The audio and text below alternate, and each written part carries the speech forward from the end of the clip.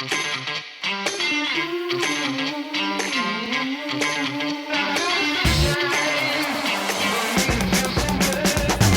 folks, welcome to episode 55 of the Mile 20 podcast where epic shit happens. I am Laura and I am here with my bestie, Lori. and we have a fun episode for you tonight. Yeah, I'm excited. We're going to be talking to Bob Weinhold. Who's Bob? What about Bob? What about Bob? What about Bob? Bob is a personal friend of ours. He's also A good dude. He's a good dude. He's a partner with Velocity Advisory Group, and he does crazy shit. He does some crazy shit, like endurance stuff. And we're going to interview him and kind of tap into things that he likes and how he got into, his extreme sports, but then, kind of the benefits of it and, sharing some really cool advice and some tidbits for us as well. So super, super excited to go and interview him. Our Mile 20 beverage tonight is water. Yeah, we're doing the Myrtle Beach Marathon on Saturday. Yes, so this coming weekend. Yeah. Yes. So I have a feeling there'll be some consumption over the weekend. So we're just prepping I'm actually not going to be consuming this weekend. Okay, well, that's you. Yeah. Yep. I am still. I'm still doing my Be Balanced program, and I've dropped a bunch of pounds this past week, so I need to keep the momentum. So yeah, that's wonderful. I actually put on a pair of shorts and they fit me, and I was like, go me. So we're gonna keep going with that. So the Epic Week update. So this was an interesting weekend. So last episode we mentioned that we were going to have a girls' weekend at Cranberry Lake. Unfortunately, one of our friends just got ill on Thursday, and so we ended up bagging the girls' trip. So we were very, very sad about that. But Lori, you still went up to Cranberry Lake because you wanted to check on your house that you hadn't been up to in a couple months, right? Yeah, last time we were up there was over Christmas. And it just kind of felt like it was time to check on it, make sure. Plus, I already had the driveway plowed, so might as well utilize it. Yeah, so interesting enough, I was so glad that nobody came with me on that trip. Because it was epic when she walked into the cabin. Epic when I walked in and I heard water running. And I'm like, whoa, that's never a good sign in the winter. The sink, not the sink running. No, and I'm hearing water pouring into my basement, and I walked downstairs to insulation falling down, water pouring from the floorboards, I guess, or just there was a pipe burst above our hot water heater with about 2 to 3 inches of water on the ground in our basement. So yeah, it was great. It was great. It was great. It's great. But luckily we do have a handyman up there, Brian, thank you very much, who came out and was able to fix it first thing Saturday morning. So I wasn't without water for overly long, but I did learn, which you'd think I would know. I do have a Bachelor of Science in biology. I'm like, oh, I can melt snow for things, because Dave's like, oh, you can just pour water in the back of the toilet to flush the toilet. Because the gray water it was less than 24 hours. I didn't have water. And I'm like, okay. I'm like, well, there's a ton of snow at Cranberry Lake. So I was taking buckets of snow, bringing it in the house and waiting for it to melt, which it still took forever for it to melt. 1, 2, and then you realize that a bucket full of snow equates to about 2 cups of water. That's what I was just like. It's like, dude, that's not a lot of water. Yeah, you would think I would have known that. Mass. Yeah. So anyway, my science friend. Sometimes I was born blonde. Yes, you were born blonde. It does happen. Yes. Well, I'm so sorry that you had to deal with that, but I'm glad that you still went up there. Oh my God, yes. I was a little worried about you going up there by yourself with the just snow and stuff like that. But when you sent us the video, I was like, oh, mother of mercy, I'm so glad that you went up there, because I couldn't imagine the mess that you would have come in and had you not been up there. It would have been so bad. Yeah. Because I have no idea how long it was broken. No, all the... You said it's broken in 3 spots, right? It took him 3 separate repairs. Wow. Yeah. And then it was so we have a heat vent that pumps into our basement to keep our pipes warm, which is why we have all the insulation, but we don't have it. It's not finished really. Yeah. Just really just insulation and rafters. So that happened against one wall across the room. And because of the heat in that room, there was so much condensation that there was literally like water dripping like off of the insulation on the opposite side of the room. Oh, And wow. everything in there had like a layer of condensation. Like everything in that room Everything, it was was wet. wet because of the heat that was Yeah. in there. And So Dave and DJ are actually going up this weekend to rip all of pull our, the yeah, yeah, you gotta get the insulation shit out of there. and Yeah, then let yeah. that dry, and then they're gonna throw new stuff up. So, Yeah. Oh my goodness gracious. Epic. but then and once it was fixed, I literally spent the next 3 days just reading. Yeah, with the fire going in the fireplace, right? Did you have the fire going? Evenings because Yeah, it was really I couldn't get to the snow pile. because there was so much snow. There was so much snow, and like one of our rocks that we hold our tarp down with Yeah. and our wood's under a Was it tarp frozen? to the ground. Yeah. Yeah. Oh, that sucks. Yeah. So, yeah. Yeah. So I only had fires in the evening, but it was Oh, nice. okay. Yeah, all right. I just felt for you. I ended up Yeah, what'd you do? as my little diversion. Jim and I went appliance shopping on Friday late Ooh. afternoon. So we went to Joey's in Malvern. Have you ever been to Joey's?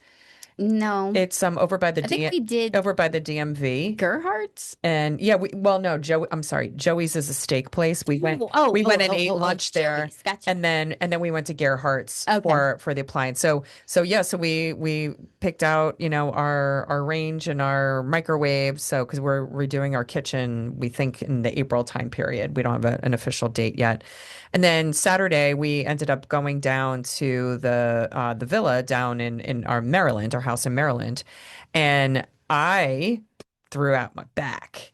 I was painting spindles. It was like my one of my projects that was like kind of lingering. We have like a staircase, and the spindles had freaking schmegma all over them. It was like a project I never did when we first bought the house. So, and painting spindles is worse than Oh my painting God. ceiling. I can't I'd even rather imagine. paint a ceiling now than paint spindles. Yeah, it's detail. Like, and there's Yes. so much surface area where things can Yeah, I had drip and 38 cut. spindles to do, like going down the staircase, and it took me over 2 hours to do. And I didn't take a break because I told you earlier I was like trying to like marry up with Jim's timing of wanting to go down to the dock to go see the sunset because like sunsets like during the wintertime, Yeah. they're just spectacular.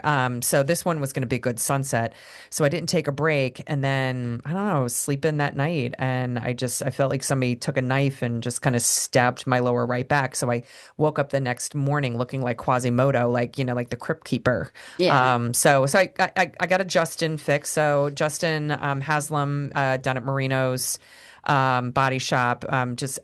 Whew, man, he worked on me for like 60 minutes yesterday. I had a work call, and I had texted my boss, and I was like, hey, I'm tapping out at 2. Like my back is thrown out. So today when we were talking, and he was like, what'd you do? And I was like, I wasn't anything sexy. It wasn't like, oh, like I ran 100 miles, and I was like, no, I was painting spindles.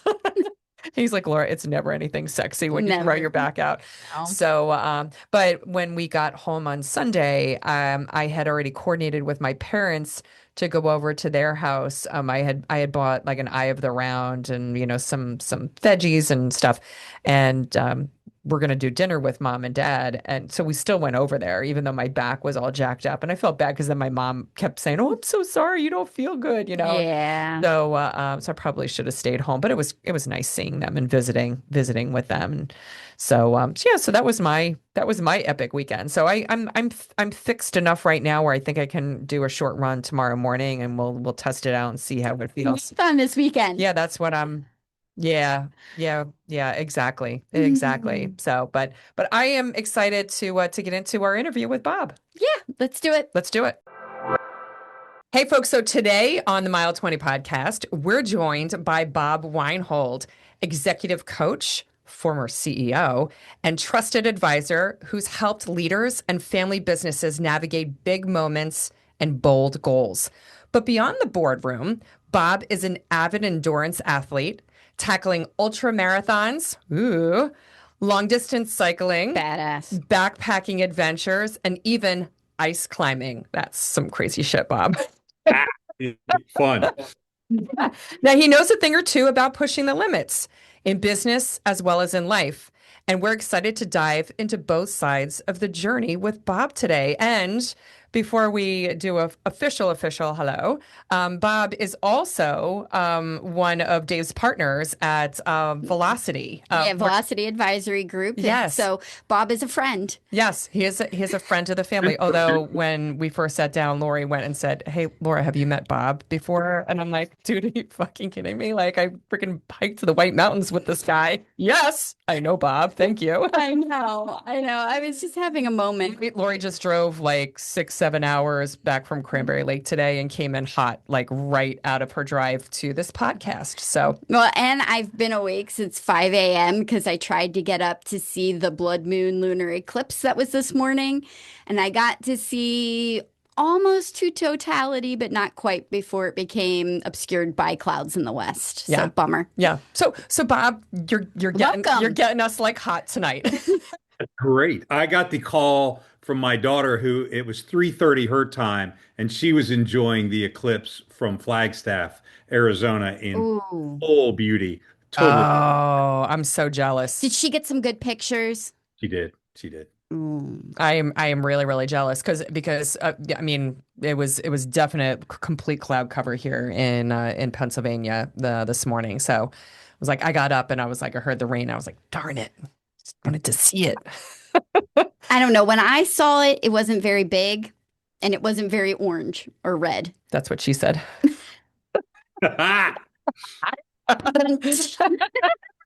It's going to be a punchy night. Yeah. All right, Bob. You know, when you talked about long distance, I can still remember the time. What were you training for? Bob lives about an hour from our house. And there was a few years ago, Bob, you rode your bike from Doylestown to Chester Springs. It, What on it, earth? Was that oh, just for fun? it was COVID and there were less people on the road. So I got to go a more direct route. And I hadn't seen your husband, Dave, in a little while. So I rode over. He met me at the front of the neighborhood. I turned around and came back. And that was like 105 or 110 miles. Just casually. It was a That's awesome. Saturday. She kept talking about this and I was like, dude, that's a really long distance. The craziest part is I ran 100 miles before I ever rode 100 miles. Yes. So tell us about that. Well, my history into running is a kind of a nostalgic one. I spent a number of years in Atlanta, and that's where I met my wife. And her father used to cheer everyone on the Peachtree Road Race every year. And unfortunately, 6 months before our wedding, he was cheering people on and had a massive heart attack, and it went on later to pass. So it was a Oh, really challenging time for us in life. But I decided that I would start running and run in honor of him. So I started running the Peachtree Road Race. His name was Al, and I had this shirt that said "Remembering You," big A and L, always. And so I did that and started my running for him to honor him at Peachtree. And I ran 13 years in a row in Peachtree, and I met a great guy down in Atlanta who started to run ultra marathons. And so I thought, wow, that's an interesting thing, and you're crazy. Then I moved north to Philly and I started running and I ran my first marathon and had a good time and qualified for Boston. And I sent my entry in too late and the Oh. uh, I got denied. Oh. Angry at the running gods, whoever they are. I was angry at them. And so I said, I'll show you. rightfully so. Yeah. Rightfully so. Yeah. Got into Boston. I made qualifier on my first marathon. And anyway, so I said, I'm mad at the running gods. I'll show you. I've run one marathon. I'll go run a 50 miler in the mountains. That seemed like a good idea. So which 50 miles in the mountains did you run? Belmonte. It's a, February race down like in winter, down near Charlottesville, Virginia. Okay. Great Oh, part of the wow. country. And it kicked my ass. And I actually did pretty well in it. And I said, I'm bit by ultras forever. It was just an incredible experience. And So and are most of the ultras that you've run, Bob, have they all been like a like predominantly trail all running? trail and I Okay. love elevation and mountains. And Oh, so I wow. used to race all over the US and even over in Europe. And I will never do a flat ultra Now, ever. are you still is it called Ultra. ultraing? The last formal race I did was about 5 years ago. Okay.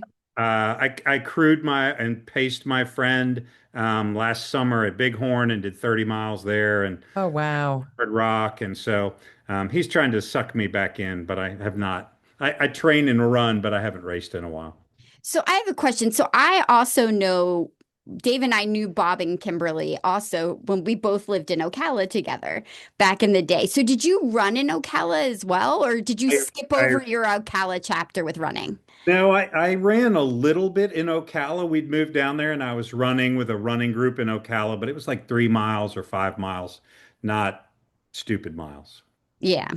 I mean that's a big jump, like going from like one running, and congratulations for getting a BQ because that's like I'm not Yes. worthy, I'm not worthy, I'm not worthy. Your first On your marathon. first marathon. I can't even imagine. But like the jump to go from a marathon to then an ultra, and how long how I mean, because ultras are they all the same distance or are they different distances? Over a marathon is considered an ultra.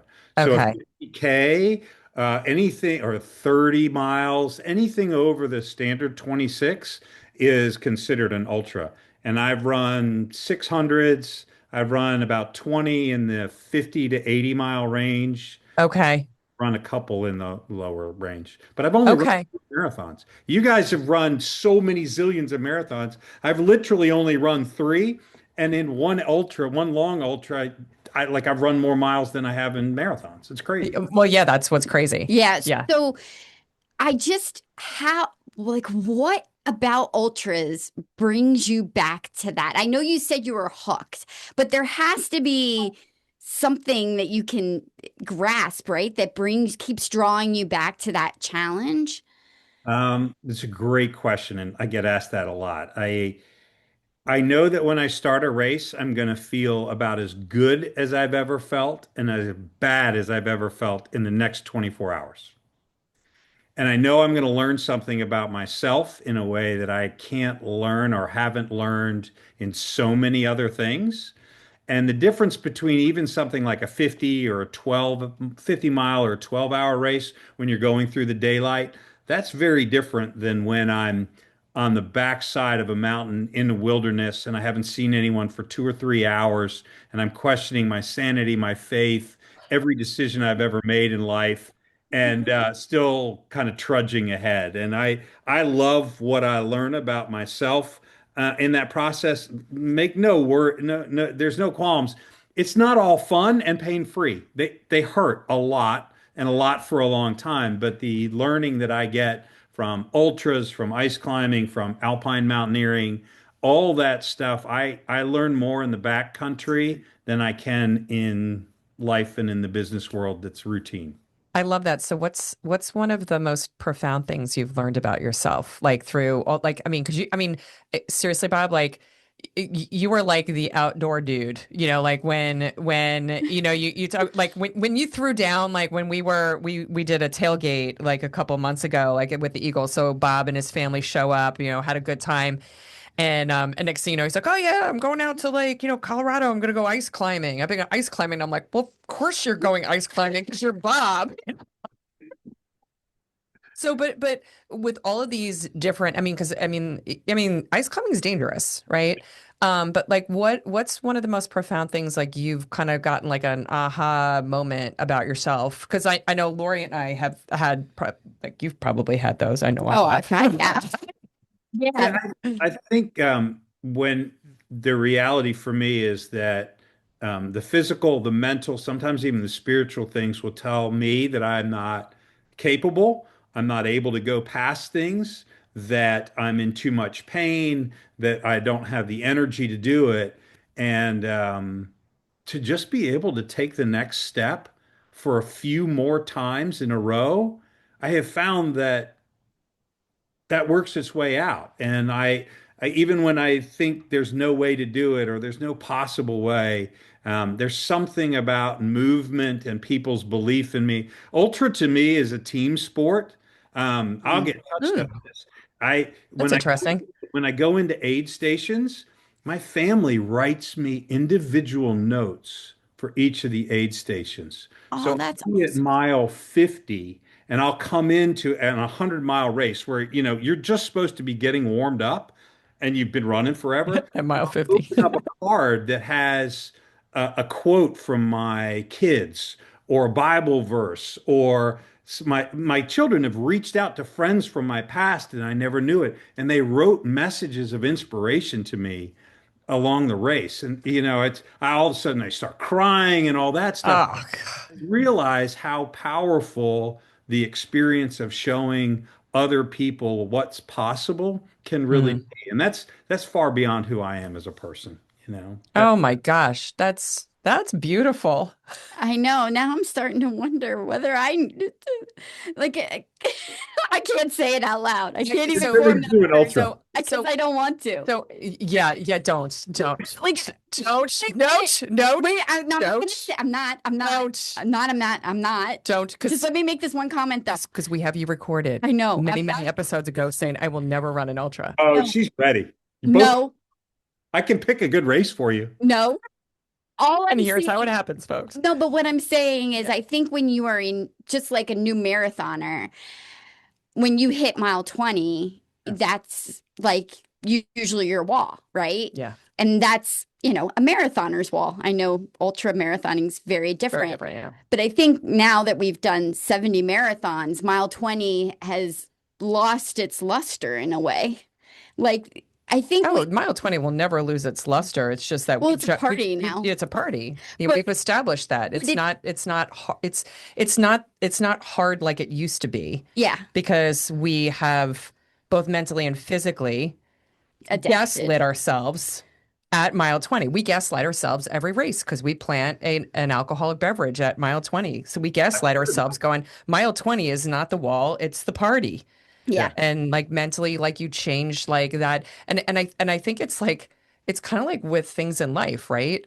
It's like if you keep going at something and saying this is hard, like just like you were just saying, Bob, right? Like but then you take that next step, right? You do that extra thing or you change your perspective on something. That's what marathoning has helped me with, like in both my personal and professional life, And it's like I'll be sitting at work and something will be kind of hard, and I'm like, well, it's not a marathon. I don't have bullets flying over my head. We're good. Yeah. It's Yeah. like, you know, And those powerful lessons that I've learned in the outdoor experiences is that as good as it can be, it will change. It's not going to stay like that forever. As bad as it's going to be, usually changes from that too. yeah, And the benefit for me having gone through a lot of these things is they can change and you don't stay stuck. And I coach people. I worked as a therapist. I worked as a sports psychologist for a while. That was part of my training. And the brain will freeze on certain places. And whether you're running 70 marathons or doing other kinds of things where you find the way to move through, there's a brilliance and kind of sanctity of how you can carry that into your own family, yeah. yes. work, and into these things that the three of us enjoy as pursuits because they Yeah. reinforce that. And that's what's meaningful to me. So we always talk about on the podcast that there's like a beautiful parallel between like the mile 20 moment in a marathon where it's the wall, it's hard. How are you going to face it as an individual? And how that parallels to like a mile 20 moment in life. Would you say, what would you say would have been like a mile 20 moment in your running, cycling, ice climbing, whatever adventure? And like, what did you use to push through? Yeah, because it's one of those moments where it's like, should I stay or should I go? Yeah. That's a really good one. I maybe this one's a little bit more revealing. And I had run a race called the Zion Ultras out near Mount Zion, or at Zion Park, National Yeah. Park. National Park. Yeah. Ooh, nice. It was Nicey right on nice. the outsides. And I've always, Beautiful country. yeah, it's gorgeous. So the Gorgeous. difference there is you start on the bottom and you run up to the top of the plateau and then you come back down. And over this race, you had to go up 5 times. And so I have had good fortune training, whatever that is, and I've been able to complete all the races that I've entered. And so I was in this race and I was at mile 18 and I had a work event after it. It's all crazy story. So I show up and I'm passing somebody at mile 18. Not crazy, but I go around the person and I trip and I fall and I cut my hand. Oh, yeah. And so it wasn't terrible, but it was a huge defeat ultimately, like from my mental state. And I thought, oh gosh, how can you be doing this? And so that started a slow decline that was faster than I thought. And by mile 21, I was like, man, I don't feel like I'm going to be able to do well today. Like I'm feeling bad. Wow. Mile 21. There's 100 Wow. miles to go. And so I started to go downhill and spiral. And by mile 25 or 26, I'm like, this is the worst effing thing I've ever been involved in. And then I hit one of those climbs up the thing.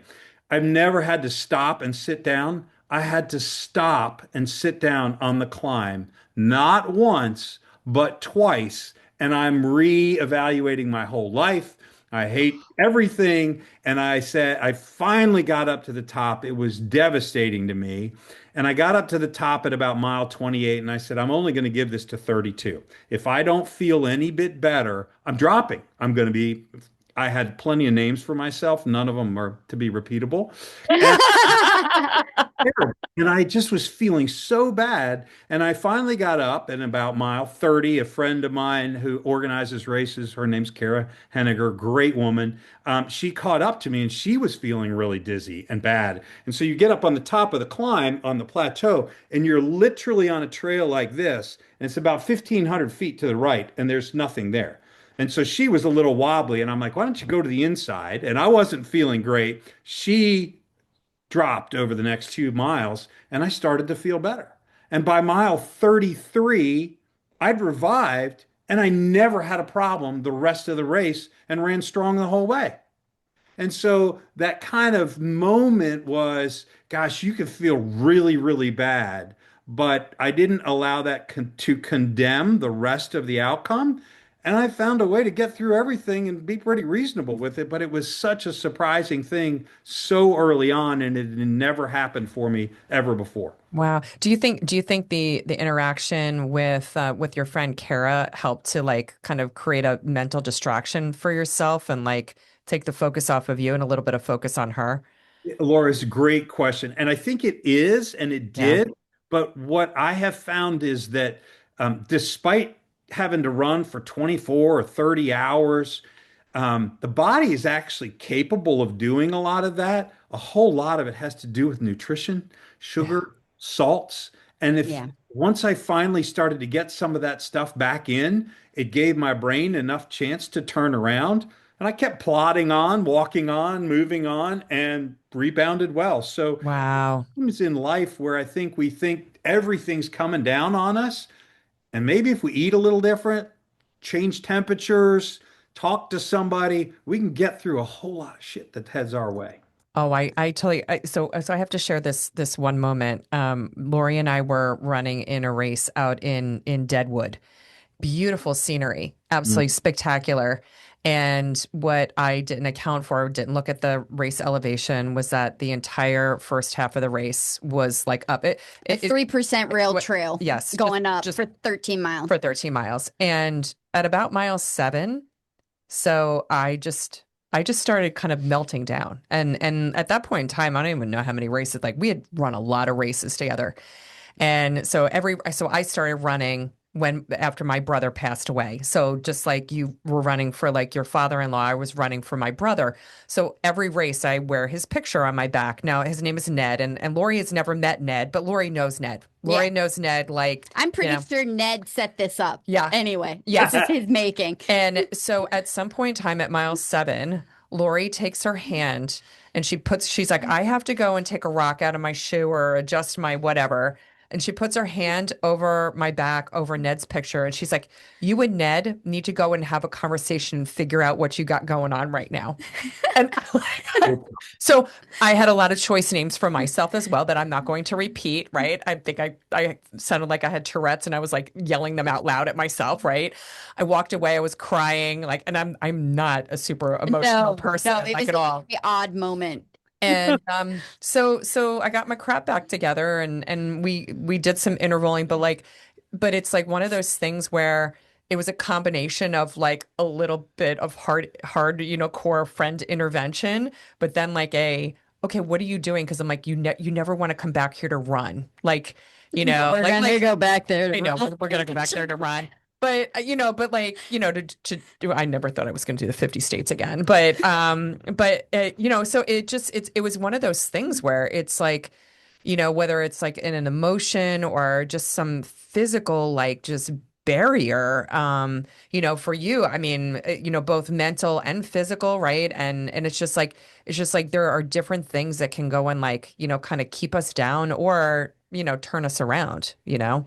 I think the internal monologue that goes on in your own head is so stinking important. Like, I can remember every time when I was first running, like seeing a hill, oh God, here's another hill, and whatever, and trying to, this is so hard. Well, because in my head, it was a hill, so it was going to be hard.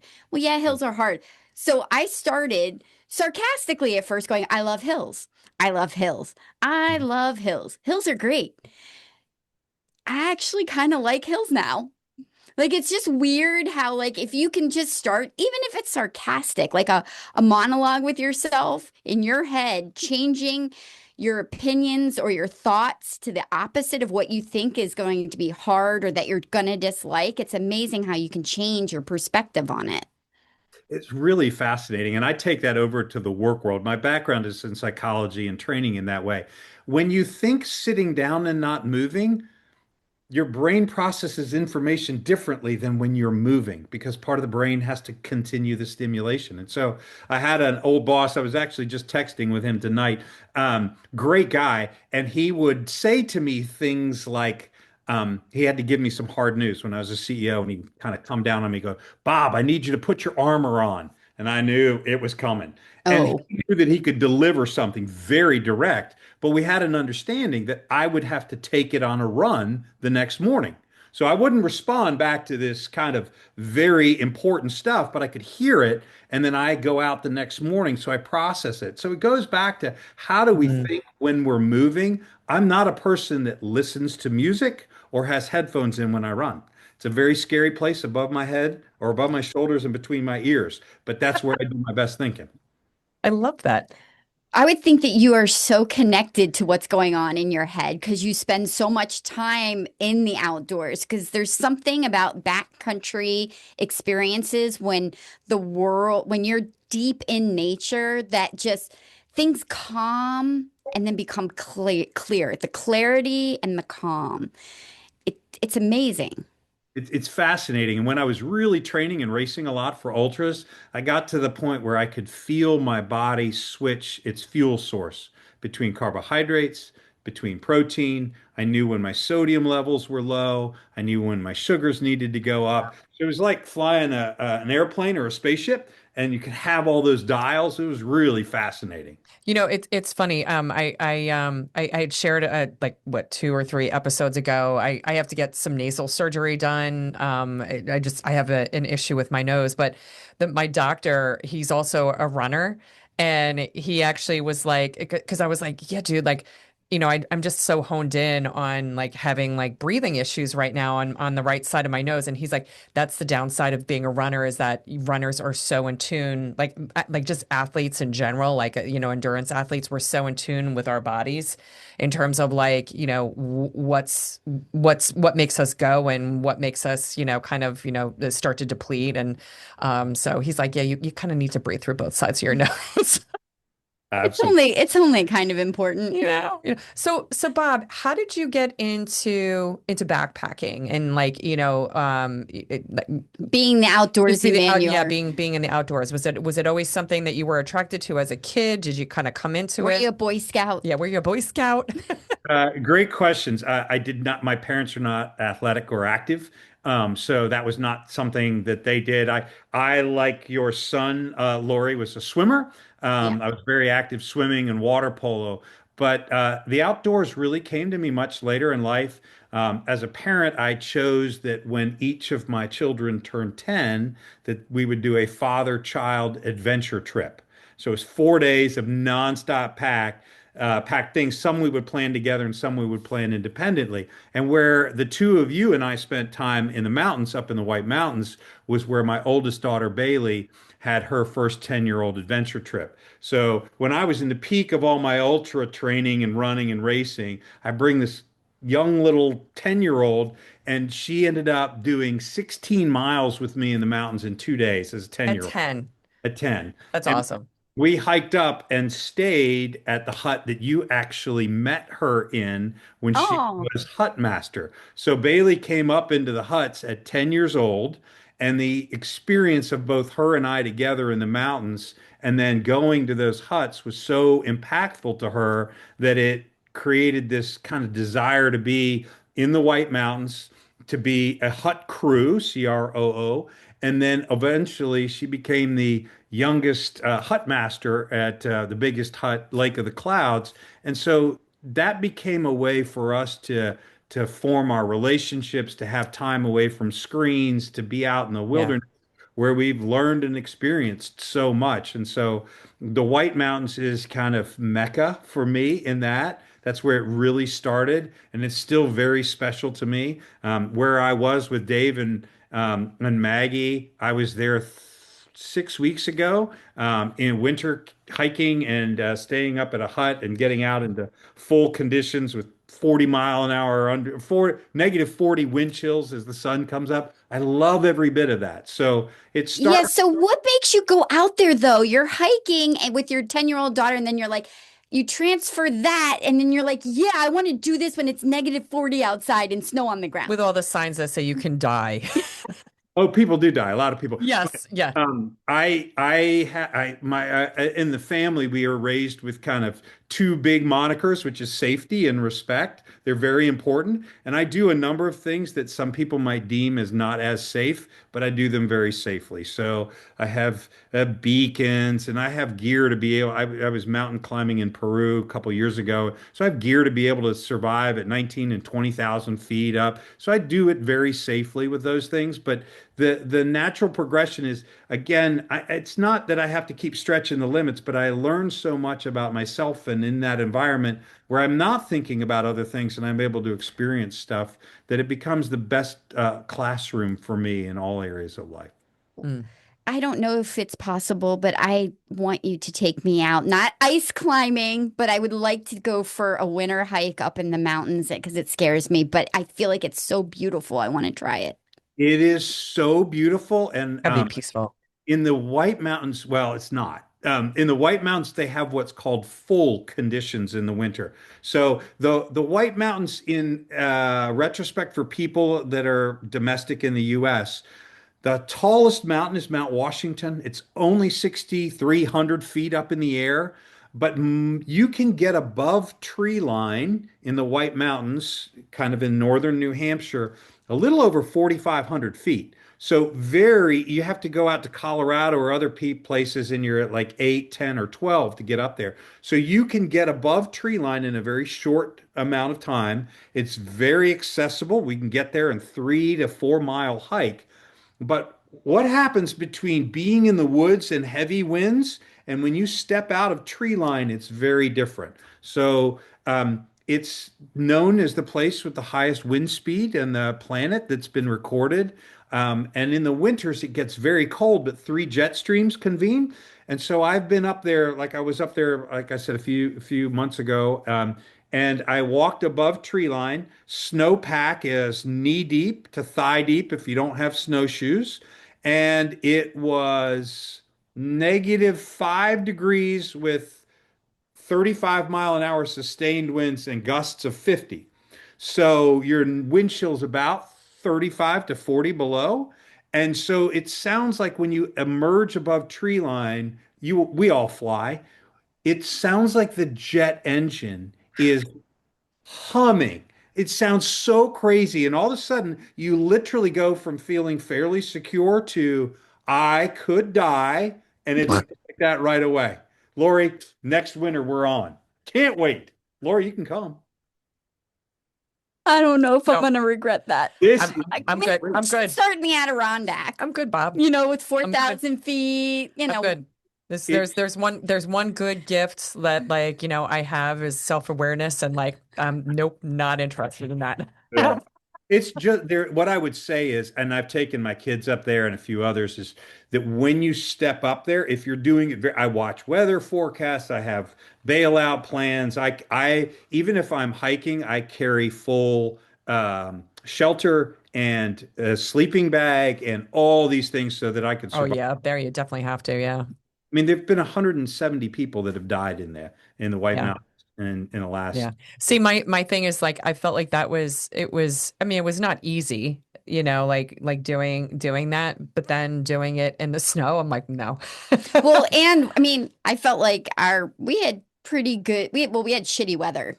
I mean, we didn't have a lot of views and it was, Right. Yeah. misty. We were in the clouds We were in the and clouds. yeah, Yes. and it was very windy when we were there as well. So it's like thinking about that in the winter.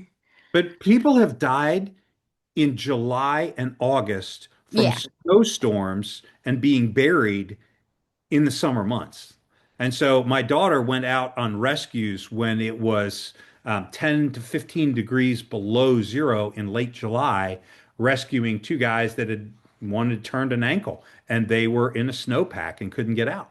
Oh, Oh my geez. goodness gracious. Yeah. Yeah, that I mean that place is no joke. I mean, and I think the thing that I took away from our experience with you when because you had been there before obviously you were bringing your daughter when she was 10. So when we had all convened, into the White Mountains, it was cool to go and hear you talk about, just the terrain and teaching all of us, and we were all like sponges. It's like, okay, we're all outdoorsy people, but it was it was great, just learning from you, just about Well, no, the it was terrain my and favorite quote was, "You can see the trail. It's in the rocks."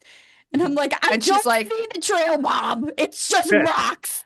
I Yeah. don't see it. I did see it come day 3, Yeah. but it took 2 days to get there. It takes a while, and there have been trails up there. The oldest continuous use trail in the country, the Crawford Path, is there, and people have been using those mountains for 100 plus years. And out west, you do switchbacks to get up a yeah, mountain. Not in the whites, you go straight up or you as straight. we talked about that. Yep, straight up. That's just East Coast, period. East Oh, Coast hiking is relentless. So Bob, with all of the different trails, not necessarily like your ultra marathon, your ultras, but just all of your excursions, through the backcountry. What's been one of your favorite trails that you've done and why? That's a great question. I'll just steer back towards the White Mountains because this is up in New Hampshire. There's what's known as kind of the epic adventures in the White Mountains, and you all did the backpacking of the Presidential Traverse, and so it comes up into the Presidential Mountains, and you summit those mountains and you go down. And so I've done a number of the big things in the White Mountains, and so one of them is I did a double presidential. There's a thing called the Pemi Loop, the Pemigewasset Loop, which is in the peak of fall in those White Mountains. You can do Oh, a 40-mile loop that is entirely deep in orange and red and yellow leaves. You can't see civilization anywhere. It's this beautiful 40-mile loop. I backpacked it, but I've also run it. And that one's great. And then the epic one is called the Hut to Hut Traverse, which is you start at one hut at one end and you run six through six huts at the other. And it's 54 miles and only about 30% runnable. And those 54 miles were took me as long and have been almost as difficult as my hardest 100, just because the Wow. trails are so tough. I love the history up there. If you go into the northern presidentials where you guys were on a good day or a bad day, it's just incredible. The scenery is incredible. So that was that, and then I had a chance to go down to Peru and do a real big alpine mountaineering expedition, and we went and got very close to summiting a mountain called Alpamayo, and in the Cordillo Blanco region, and that was at 18,000 feet. And we got up Wow. a high camp, and both of our guides unfortunately came down with cerebral Oh, pulmonary edema. So not cerebral, but pulmonary edema. So they're yeah. started to fill up with fluids, and if you don't turn around and go back down, your lungs don't have any more air to bring in. So Oh my goodness. And those were your guides? yeah, it was unfortunate, but Oh that's my goodness. life, you know. And Oh yeah, yeah. Yeah. I mean, 18,000 feet. It's It's no joke. no joke. I mean, I think the highest we've gotten is like Like 14, almost almost 15, 15 just shy of 15. in Peru as well. And that was crazy. Like I mean, people who have never experienced altitude like sickness or like impacts on your body, like you just lay down in your sleeping bag and your heart's like doosh doosh doosh doosh doosh, And and that's your resting heart rate. oh, you're like, this can't be I was good. breathing heavy for 5 minutes unpacking a sleeping bag. But Yeah. we were hiking with packs and even ice climbing at that elevation, and it was just among the hardest things I've ever done. Was that your first ice climbing experience? No, we took two or three prep trips to get ready for that. Um, Ah. and I learned ice climbing in my mid 50s, and it's just such a special thing. I spent 2 weekends ago in Lake City, Colorado with my climbing friends, and then my kids came and joined as adults to learn how to climb. And I was as happy as I could be. It's so much fun. So, what drew you into ice climbing? You're like, I'm a hiker, I run, I love doing all this stuff. Ice climbing, yes. So if you go into really big mountains way up high, there's certain places that you can't go unless you climb generally steep or vertical ice. And Oh, so you have problems with limits. I see. well, that's when the mountains stop. You know, that's the limit, unfortunately, when it can't go any higher. Uh, but I learned ice climbing, and it's not familiar to me. It's not something I was good at. It's not something I understood. But I learned kind of the finesse of it after a little while, and just appreciating it. And it's beautiful. It's ever changing. Mm.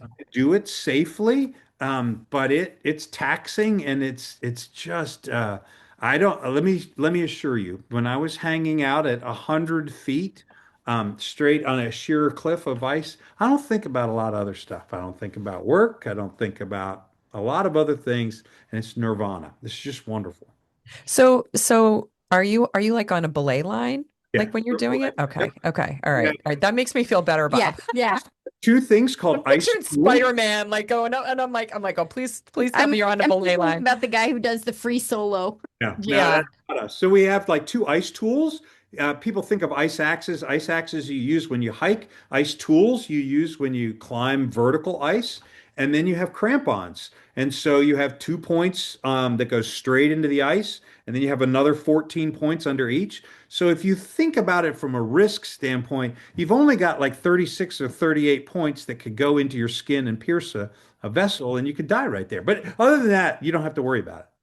Yeah, that sounds, yeah, Yeah. yeah. Yeah. So I'm seeing a trend here though, right? It's like, dabbled in like the race in Atlanta, then you got into the marathon, then it's like, oh, now I'm in ultras and ridiculous backpacking trips. And so it's like it's like the next I don't want to say like the adrenaline thing or the push, right? To like challenge yourself. Like, like are you finding it hard because like you just mentioned, you got introduced to ice, ice climbing in your mid 50s, right? We're in our 50s. Do you find it like you got to make a conscious like decision that like I can do this. Like because you're a fit guy, right? So I can do this even though I'm in my 50s, or does that even like hit your brain at this point in time? Like, that you're in your mid 50s and you're like, okay, like the body doesn't function like it did when I was like in my 20s, but like I got to compensate a little differently. I got to be smart about it. That's a deep question. So many levels. I have chosen not to stay in a particular area of active interest for too long because I've Yeah, changed because I learn different things and I find it important for Bob to put myself in places that I'm not good and I need to learn rather got than it. Mm. places that are just proficient. It's not something that I do easily. It's hard for me to do that, but that's where I learn the most. I And so love that. that's why I've chosen to do that. And the crazy part is I was just in a conversation with somebody about kind of bodies and function and all this kind of stuff when I went to train for the big alpine climbing. That was a 2 or 3 year project. But the demands there, I actually was in as good, if not better, physical condition in the last few years than I was when I was a Division 1 water polo player and swimmer. Because I got really disciplined and the training was obscene level, but the body in the mid 50s was as good as it was in the 20s. And so this junk that people say that you can't do it when you're older, Yeah. things fall apart, horseshit is what I have to say. Yeah. But I think you also have taken care of yourself through the Yeah. years. And I think, Every day. yeah, Yeah. I think that some people, like, if you're not active and Yeah. you're not participating or taking care of yourself now, it doesn't get easier as you get older. Like, you have to take the bull by the horns and start at as young as you can to maintain when you're later in life, I feel. You're great to call me out on that. And that's one of the things that I've said to my kids because they often ask. And I said, I couldn't jump into doing what I do now if I were not having done what I've done for the past many decades. Like, Yeah. yeah, there is a cumulative effect. And my energy is usually pretty high all the time. Well, there's something about swimmers, though. I don't know. Like, watching DJ is just a fucking amazing athlete. And I feel like people who start in the pool, there's something about like VO2 max and all the things that they Yeah. do, Yeah. especially when they start swimming when they're young, that just sets people up to be amazing athletes later in life. Yeah. Yeah. Yeah. No, I totally agree. Yeah. Yeah. Yeah. All right. So, and Bob, I love like what you were just talking about in terms of like, you wouldn't be able to go and do what you do today had you not done like all the activities, everything, and just caring for yourself, right? Like it's so important. So if you could like right now sit down with like your 20-year-old self and give your 20-year-old self advice, like what would that be? Um, Keep changing and keep growing. Never be complacent and recognize that, Bob recognized you can have a bigger impact than you think. Ah, I love that. I love that. That's a good one. I love that because I'm assuming that that's stuff that you have learned along the way, but like knowing that that would have been something early on in life. Yeah. So, Bob, if you could, like, because we have listeners from all over the world. We are in actually, I think the latest we were in 32 countries and was it 40, 42 or 44 states? I think Yeah, it's 44 a states. bunch. And, and we have people who are marathon runners, beginning runners, and so forth. So, if and man, your background between like, being a psychologist, Sports psychology guy, psychology therapist. psychology. I'm All not drinking. We are having an evening. So, with all right, so with your background, right, both your education as well as, your professional career, your athletic career, What advice would you give people like who are, I mean, they could just be starting out, they're younger in life or they're in their 50s and they want to start something. Obviously they're not going to dive into stuff like you're doing or even like us like right away, right? Because there's like a tremendous amount of training and build up. But what advice would you give people like just in terms of like staying active and, like and using your experience of like finding the stuff that you like to do, because obviously you have a lot of things that like, you've been into, but like, how does somebody start, like just trying to find their own path? This may be an odd answer. Walk more. Find places and ways where you can walk to things. Yeah. I love that. I started walking to church on Sundays, and it's a 6 mile round trip for me, but I walk it all year, whether it's in the snow or the rain or the heat. That just is a way to kind of meditate and ground me, but it builds fitness. Be around other people that are doing a variety of different things. I got interested in ultras because I started running with a guy who liked ultras. And introduced my best friend. He and I actually met in Doylestown running in the morning at 5 o'clock in the morning when I first moved to town. We never connected for another year, found that we'd run the Philly half together and our time was about the same. And that started this 15-year long relationship where we started running Wow. together.